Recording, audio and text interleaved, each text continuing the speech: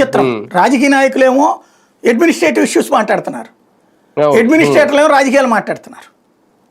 అది మన రాష్ట్రానికి పట్టిన అదృష్టం. అది ఇప్పుడు పాయింట్ ఏంటి, అక్కడ లిస్ట్ ఉంది ఇక్కడ 191. అప్పుడు ఏడాదికి ఎన్ని చనిపోయింది నువ్వు కంపారిజన్ ఏం చేయాలా? 2014లో నుంచి 19 దాకా ప్రతి నెల ఇన్ని గోవులు చనిపోయినాయి. అప్పుడు పోస్ట్ మార్టం రిపోర్ట్ల ప్రకారం చెప్పిన రిపోర్ట్ ఇది. 2019 నుంచి 24 మధ్యలో ఇన్ని గోవులు చనిపోయినాయి ప్రతి నెల.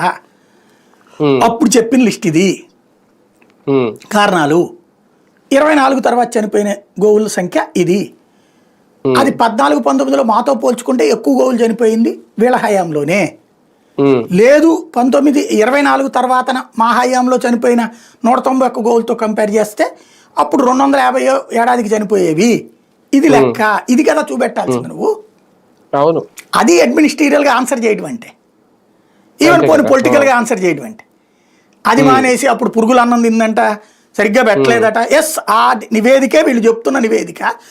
వీళ్ళు చెప్పిన ఈ పురుగుల నివేదిక ఏదైతే ఉందో, ఈవో చెప్పిన నివేదిక, లేకపోతే నా బుజ్జిలో వీళ్ళందరూ చెప్పింది, అసలు దాని మీద దర్యాప్తు చేయించే నివేదిక తీసిందే వైసీపీ గవర్నమెంట్ అంటే. అప్పుడు ఆ నివేదిక తీసిందే వాళ్ళు. తీసిన తర్వాతనే చర్యలు తీసుకున్నారు 20లో. అది అదే కదా, 21 నుంచి దాని రూట్ మార్చారు సెటరేట్ చేసి.